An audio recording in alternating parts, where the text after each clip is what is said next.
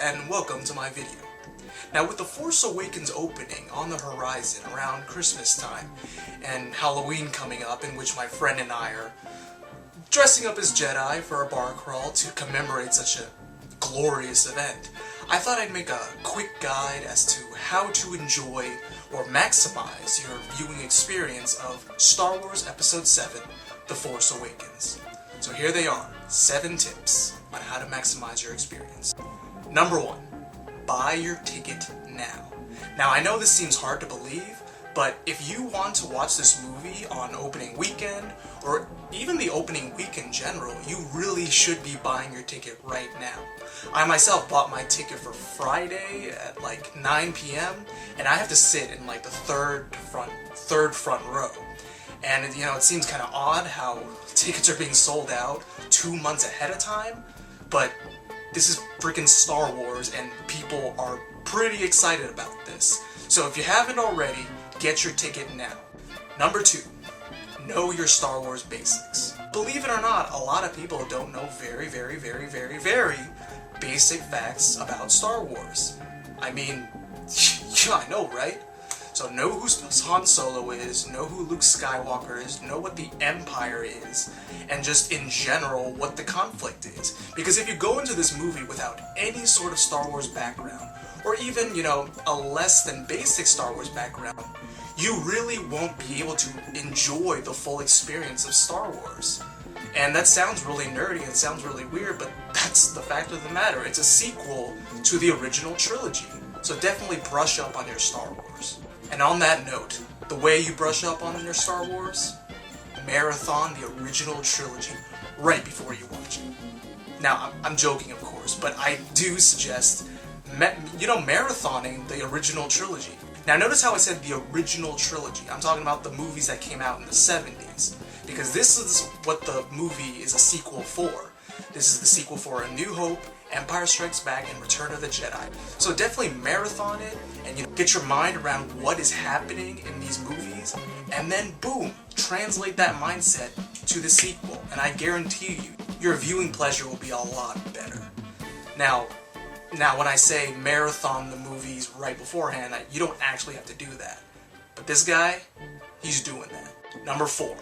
Now, when I say original trilogy, again, I emphasize I do not mean the prequels, aka, quote-unquote, Episode 1, Episode 2, Episode 3. Now, there are people, they exist, who actually like the prequel. And if you mention the prequels, the most hardcore fans, they won't even admit that they exist. J.J. Abrams himself said that Episode 7 is pretty much gonna bypass Episodes 1, 2, and 3.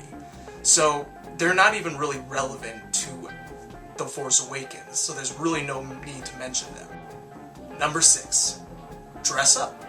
That's what I'm doing, and that's what my friend is doing, and honestly, it's a lot of fun. The way I think about it is, there's only 3 occasions where you can actually dress up as a Jedi, and it would be somewhat viable. Number 1, Halloween, aka what my friend and I are doing tomorrow. Number 2, going to a convention where everybody's dressed up anyway, so why the hell not? You know, that's the occasion to dress up. And number 3, motherfucking Star Wars. This is the first sequel to the original trilogy, and this is a golden opportunity to dress up. So you can bet that if you go to the premiere and you see a couple of dudes dressed up as Jedi, I'll be one of them, and I'm damn proud of it. Number 6. Now, this is more so to maximize the viewing pleasure of other people, but just don't make fun of the people who dress up and go to a Star Wars premiere. I don't think it's as prevalent now as it was before, but for some reason, people have this mindset where it's like, it's okay to make fun of the guys who really like Star Wars, or really like Star Trek, or really like Lord of the Rings. But somehow, it's completely okay to just completely paint your body and dress up and know all the players and teams and coaches and all the little stats of every freaking sports game, and suddenly that's okay. Why is knowing Star Wars not okay? So for their viewing pleasure, just don't make fun of them. And if you really think, wow, those guys are nerds, just keep it to yourself, because nobody wants to hear it. And finally, number 7, understand and appreciate the fact that this movie is a really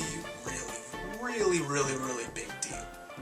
As I said repeatedly, this is the first sequel we've had to the original trilogy that we've had in a couple decades. Now, this is following the canon that has been laid out. This is a movie that's directed by J.J. Abrams, who is a very good director. It has practical effects, so it's not like just a conglomerate of like CGI that's just thrown onto the screen. They're using practical effects. They built their own sets. They have the original actors. They have Carrie Fisher. They have Harrison Ford, Mark Hamill. This is think of the last time these three have been in a movie together. That's been a long time. And finally, on the cinematic universe, we're actually seeing an expansion and a utilization of the expanded Star Wars universe. Now, there have been other renditions of Star Wars when it comes to the games, such as Knights of the Old Republic, or Jedi Academy, or the past games, or just several types of Star Wars fanfiction. But this is the first cinematic manifestation of the expanded universe. And honestly, it's freaking awesome. I watched the trailer and I damn near cried. So there you have it. 7 tips on how to maximize your Star Wars viewing pleasure. Now, hopefully this didn't seem like a nerd ramble, but quite honestly, it was a nerd ramble, and I am freaking excited about it. Now, you can bet when you go to the premiere, if you go to the premiere, and you see a couple of dudes dressed up as Jedi, I'll be one of them. Catch you later.